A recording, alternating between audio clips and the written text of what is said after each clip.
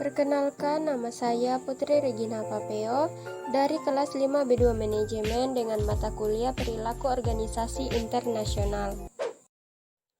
Baiklah, saat ini saya akan menjelaskan materi mengenai analisis individual, differences, education experiences, cultural background, and individual goals, diversity in the workplace.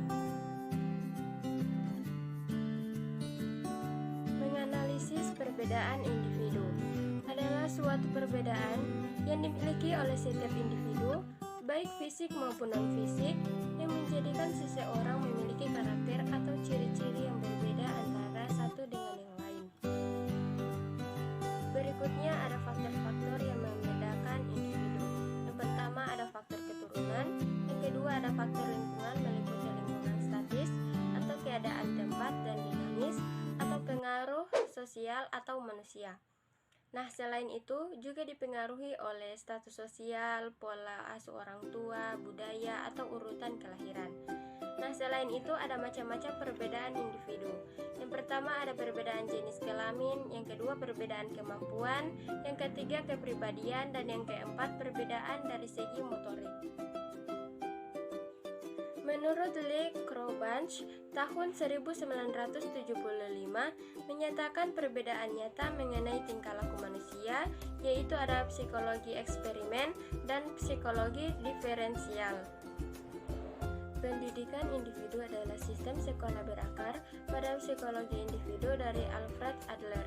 Dirancang oleh Raymond Korsini, program pendidikan individu mencakup sejumlah prinsip dasar.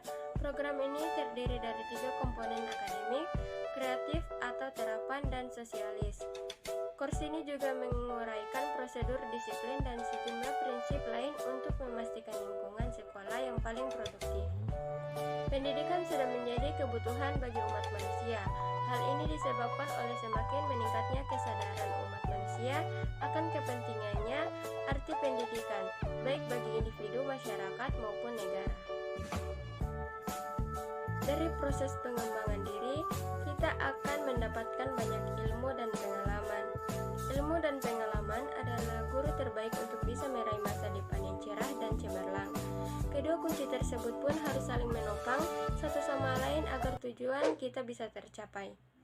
Teori belajar konstruktivisme merupakan teori belajar yang bersifat general, yaitu suatu kegiatan untuk menciptakan suatu makna dari apa yang kita pelajari.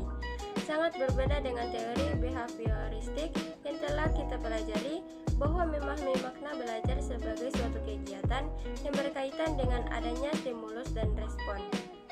Konstruktivisme lebih cenderung memahami makna belajar sebagai aktivitas atau kegiatan manusia dalam membangun atau menciptakan pengetahuannya sendiri dengan cara memberi makna pada pengetahuannya sesuai dengan pengalaman yang mereka peroleh. Tujuan dari individu untuk mendapatkan penghasilan seseorang, ada yang berusaha mendapatkan penghasilan tetap dengan bekerja keras menjadi pekerja atau pekerja lepas. Pekerja adalah seseorang yang bekerja untuk orang lain, atau bekerja pada seorang majikan, kantor pemerintah, atau bekerja pada sebuah perusahaan.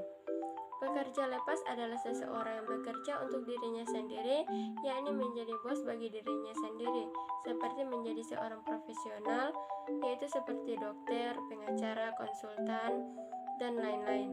Atau bekerja lepas lainnya yang menjajakan produk atau menjual jasa kepada pihak lain. Ada juga seseorang yang mendapatkan penghasilan pasif yang diperoleh tanpa keharusan untuk bekerja keras dengan menjadi pengusaha atau business owner. Atau investor pengusaha atau pemilik usaha adalah seseorang yang mengusahakan agar orang bekerja bagi dirinya, yaitu seseorang yang menciptakan sebuah usaha, mempekerjakan orang untuk bekerja, mengendalikan sistem usaha yang diciptakannya itu. Investor adalah seseorang yang berusaha mendapatkan penghasilan dari uang yang dimilikinya dengan menginvestasikan uangnya dalam produk-produk investasi, harta-harta yang bersifat produktif, dan barang-barang ciptaan. Keanekaragaman di tempat kerja.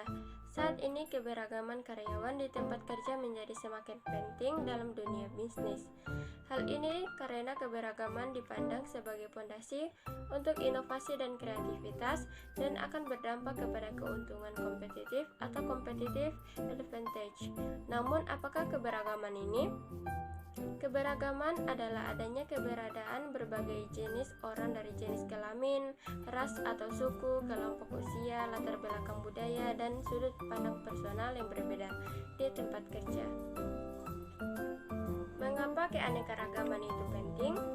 Nah, organisasi-organisasi seringkali berfokus pada operasi dan produktivitas. Memperkerjakan talenta yang mampu memenuhi dua kriteria ini saja sudah cukup. Akan tetapi, pentingnya keberagaman ini lebih dari itu. Keuntungan dari keberagaman dapat dilihat melalui pertemuan dan berbagai ide, kepribadian, dan pengalaman yang berbeda yang berasal dari keberagaman latar belakang. Berikut ada beberapa keuntungan dari memiliki tenaga kerja yang beragam, mencakup yang pertama, kemampuan beradaptasi yang meningkat. Menyediakan banyak solusi untuk masalah bisnis, meningkatkan kemampuan beradaptasi suatu organisasi di berbagai situasi ekonomi dan pasar. Yang kedua, ada cakupan layanan yang lebih luas, yang dimana keterampilan yang berbeda memungkinkan adanya pendekatan-pendekatan yang berbeda dalam menyediakan layanan dari organisasi. Hal ini akan lebih terbukti ketika Anda berurusan dengan keterbatasan bahasa dan hambatan budaya di berbagai area seperti pemasaran, penempatan produk, dan pendekatan dengan talenta lokal. Yang ketiga, ada pandangan atau opini yang beragam, yang dimana memberikan ide-ide yang ketika dipadu-padankan dengan tempat dapat mendukung munculnya inovasi dan kreativitas. Dan yang keempat, ada keterampilan atau talent yang banyak. Memiliki lebih dari satu jenis keterampilan atau talent yang tersedia untuk satu bidang pekerja, memudahkan pemerataan ketenagakerjaan, meningkatkan alokasi sumber daya, dan mendorong pelatihan lintas keterampilan. Terima kasih telah menyaksikan video ini, semoga bermanfaat.